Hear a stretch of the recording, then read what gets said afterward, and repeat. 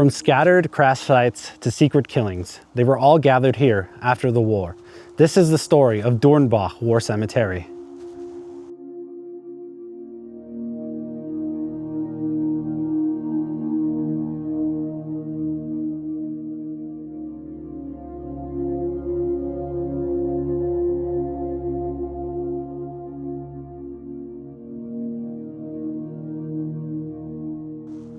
Hello everyone, thanks for tuning in. Welcome to Walking for History. Today we are at the Dürnbach War Cemetery, just south of Munich. This graveyard, this cemetery, holds the remains of just under 3,000 Allied war dead, most of them airmen. But it also holds the remains of SAS soldiers, Indian prisoners of war, amongst many others who lay here. This is the story of Dürnbach War Cemetery.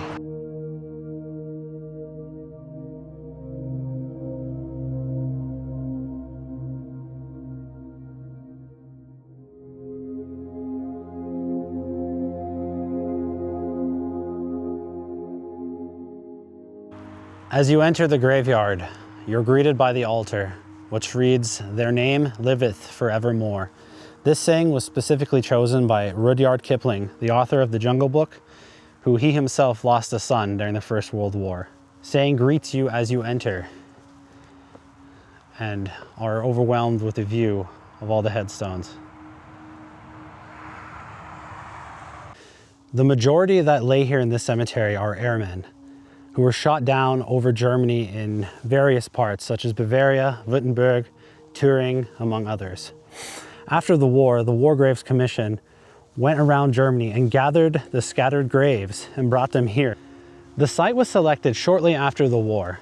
The British Army and Air Force, working together with the American occupation forces, which had jurisdiction over Bavaria, wanted to bring all the scattered graves into one spot where they could all be remembered together.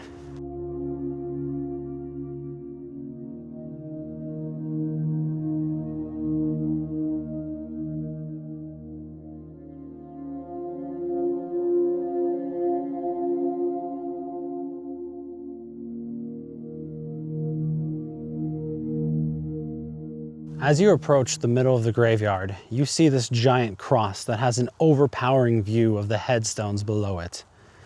A closer look at the cross and you'll see a sword in the middle, which represents the Cross of Sacrifice. This is a design used by the Commonwealth War Graves Commission, and it is found nearly on every Commonwealth war cemetery containing 40 or more graves.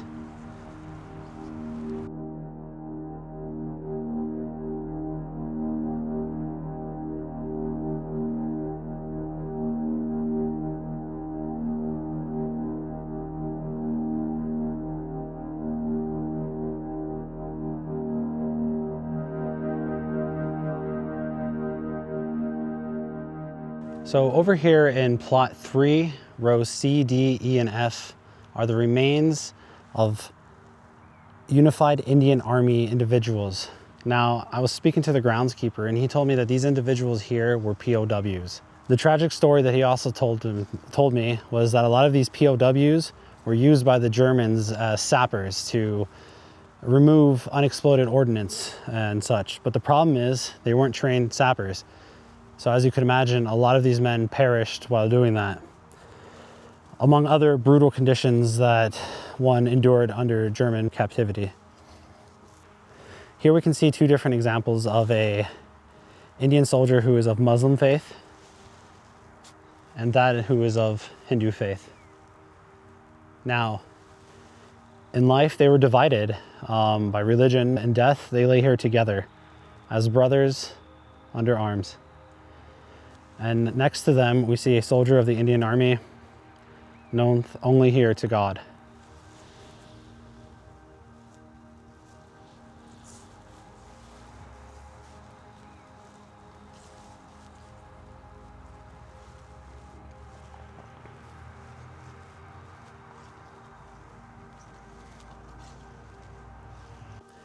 I'm no expert in the Hindu faith, so if I'm wrong, please correct me in the comments. But I do believe that some of the different gods in Hinduism call for cremation, while others call for burial. That is why here in Dürnbach, there is a cremation memorial that remembers 23 soldiers of the undivided Indian Army.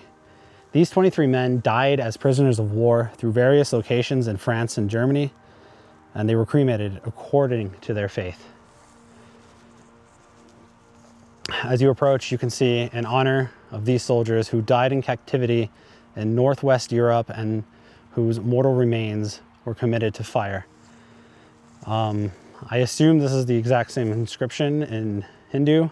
Here you can see the inscriptions, the Indian forces, the 2nd Punjab Regiment, the 9th JAT Regiment, 16th Punjab Regiment, and the Royal Indian Army Service Corps.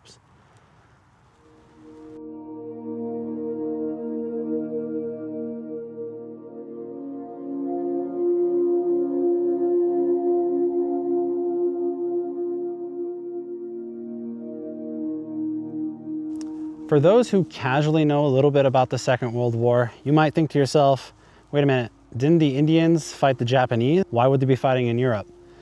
And that's why it's so important to come to these places to explore and to learn, and to, above all, to remember these people here. Because it's not always what we think it is. It's not always what's written in the books. And anytime you come to a place like this, go to a battlefield, go anywhere history related, you're always going to learn something new. Although most American remains were moved after the war outside of Germany, here in Dürnbach, there's actually a few American service members who lay in rest. Come, let's go check those out.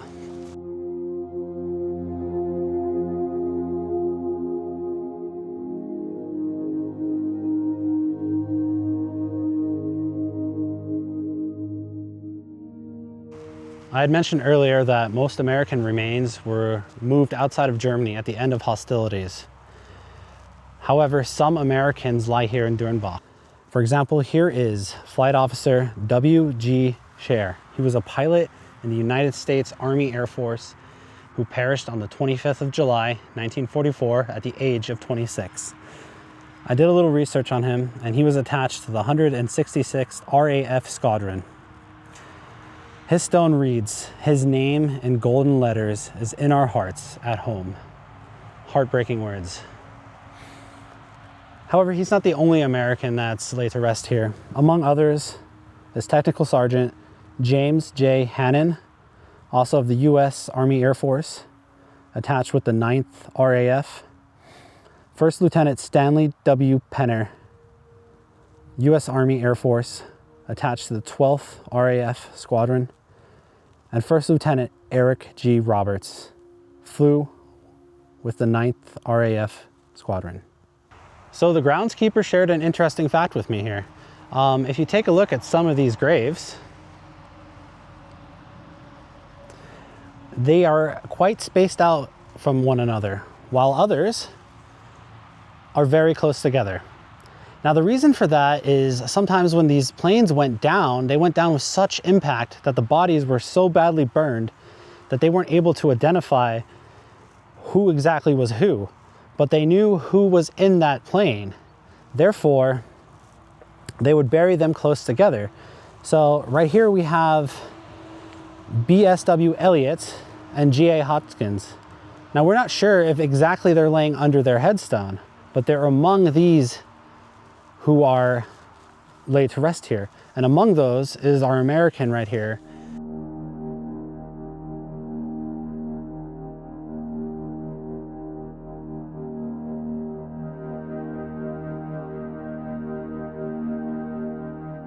So among these headstones are thousands of stories that could be told. I picked out a few of these stories that I want to share with you about these brave, courageous men who fell. So this morning before I started filming, I spoke with the groundskeeper, and they told me a pretty interesting story about this row of graves right here. See, they all died on the 16th of April, 1945. They were in a truck heading to wherever they needed to go and were hit by friendly artillery. Here you see the different emblems and insignias of the units that they belong to on their headstones, with the familiar date, or same date, of 16th of April, 1945. So in this graveyard, there's mostly Commonwealth soldiers, some Americans, but there's also one French soldier who was buried here. A Pon J. on the 16th of April, 1945. And what's interesting about his grave, it's the only headstone shaped like a cross here. If you look off into the distance, you'll notice that. Here are the headstones of 2 South African soldiers, one from the Native Military Corps and one white South African. The irony is, in life they were not equal, but in God's eyes they are. And here they lay to rest next to one of each other, and brothers in arms.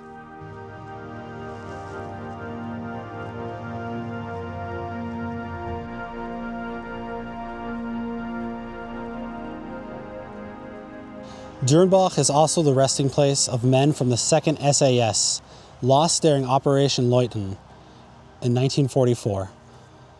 They were working with the resistance ahead of the Allied advance into Normandy. Many were cut off. 31 of those individuals were captured alive. However, under Hitler's commando order, several were executed after capture. Some shot and buried in a bomb crater near Gaggenau.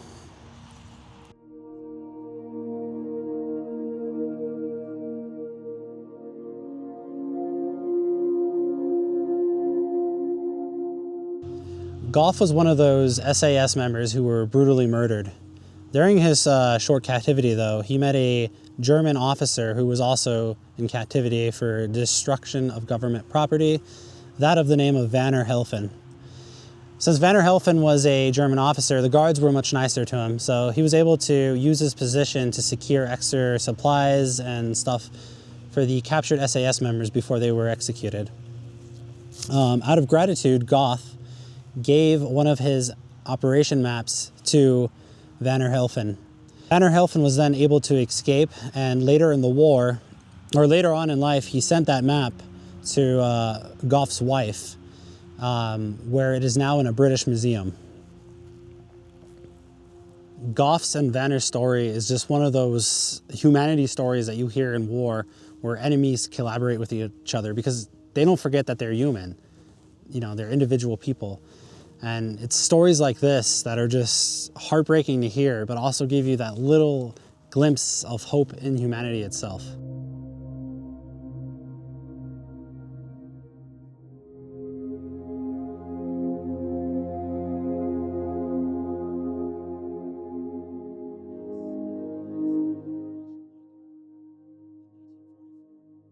So an interesting fun fact is one of the earliest British casualties of the Second World War is actually buried here in Dürnbach. That casualty is Flight Lt R Williams. He was flying over Munich, dropping leaflets to try to talk the Germans out of war, and got shot down.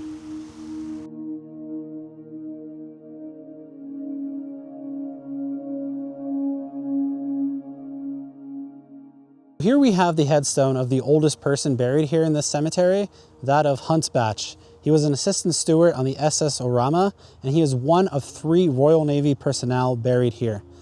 Now, the interesting fact about him is when his boat was sunk, he was transporting troops from Norway after the Nazis captured it back to England. Now, the interesting thing is he died 1 year after the ship was sank, and how he ended up here in this cemetery is actually a mystery.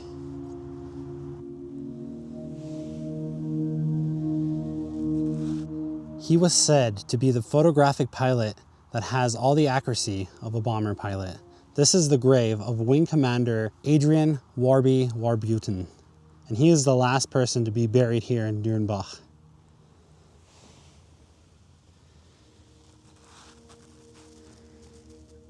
On the 12th of April, 1944, Adrian took off in a P-38 Lightning to take photographs of targets in Germany. Adrian never returned from that mission, and he was officially missing until 2002, when his remains were discovered in a field in Bavaria, near the village of Eigling on the Pear, around 30 miles west of Munich. Adrian was still in his downed craft's cockpit.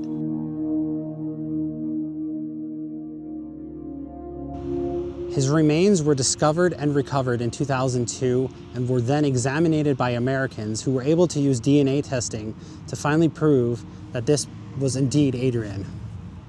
He was then the last person to be buried here, with family members in attendance. Groundskeeper informed me that there's actually several documentaries about him on YouTube that you should go check out.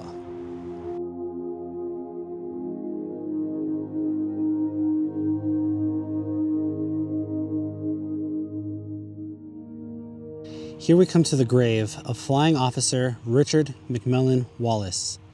He was that of the Royal Canadian Air Force 408th Squadron. He died on the 29th of January, 1945. He was the pilot of a Halifax Mark 7.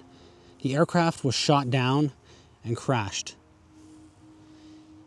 6 of his crew members perished on that same night, with 1 survivor. Wallis is buried with the 6 members of his crew that went down that day. Those are Flying Officer T.B. Little, Pilot Officer P. Meyerson, Wallis, of course, L.J. Collinson, R.L. Stewart, and Pilot Officer T.P. Quinn. H.T. McGovern was the only survivor. The rest of the crew were killed and later buried here in Dürnbach.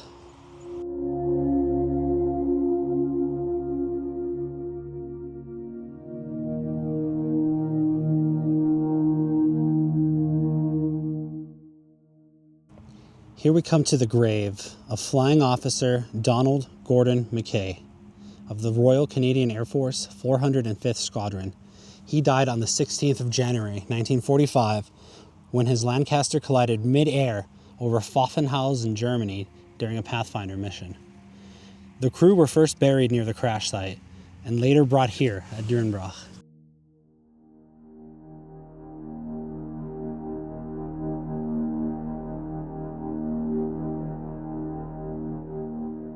Buried here with his crew lies a U.S. service member, that of First Lieutenant Eric Roberts. I was able to find a newspaper article about him and find his resemblance through that article, even though it's not the best quality picture. And if this article is correct, he was born in North Wales and enlisted in the United States Army Air Force after the attack of Pearl Harbor. According to the article, he was wanting to be a pilot, but he was denied it, but offered the position of an armaments officer. He rejected it and resigned his post. He then joined up with the Canadian Air Force, got his wings, and was moved over to England to fly Lancaster bombers. It was around this time he was also re-opted back into the United States Army Air Force. However, this part I wasn't really clear about, but he chose to remain with his squadron and crew. And then on the evening of the 8th of October, 1943, he and his crew took off as part of a force of 343 bombers. Unfortunately, he was shot down that night and his crew and him perished, except for 1 survivor shot down near Cleichensbergen, not far from the French border. There was 1 survivor, bombardier P.O. Chadwick. He survived, although he was captured. Eric and the remainder of his crew are now buried here in Dürnbach together as brothers. Later on, Eric was then awarded the Purple Heart by the United States Army Air Force.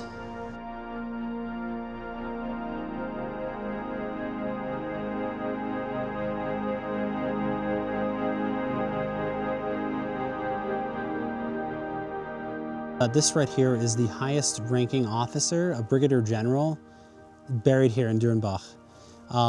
He was part of that group that went to Calais to slow down the German advance so more people could escape from Dunkirk. He later died, though, of his wounds on the 7th of November, the age of 51. The bottom of his headstone reads, "Into the Moesca victory, I lay a priceless piece, my husband."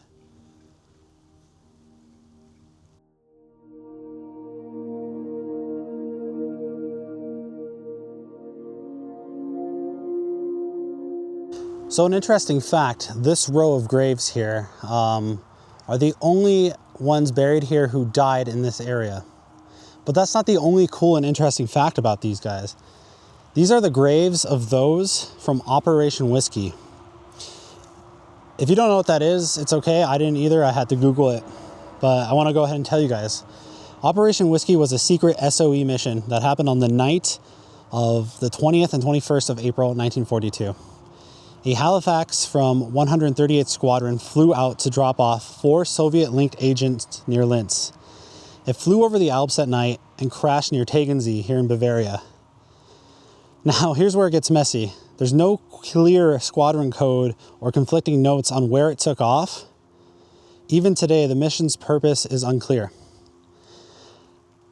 Some suggest that it was to scout a plan to assassinate Hitler, while others suggest some kind of sabotage, while others suggest just a normal recon message or mission.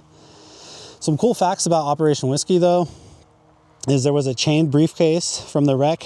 It went straight to the Nazi chain of command, so whatever was inside of it mattered. The flight path pointed towards Berchtesgaden near Hitler's mountain base. That's where some people suggest it was, a plot to assassinate Hitler or, scout out that plan at least. And some reports say a ground mapping radar was observed, possibly before its official first use. So there you have it, Operation Whiskey. And here are the dead from that failed operation. The things you learn when you're just, you go to a location to film, you just want to film a couple things, and you get to talking to the local people, and you learn there's so much more history, so much more stories to be told than what you know.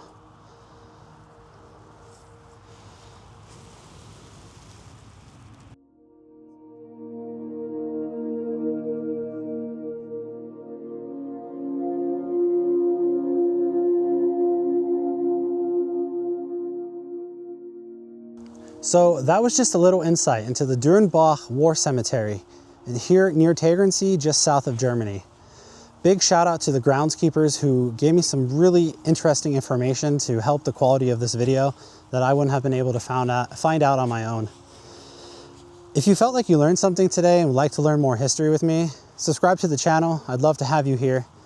Leave a comment what you thought was most interesting about this video, and definitely like it as well.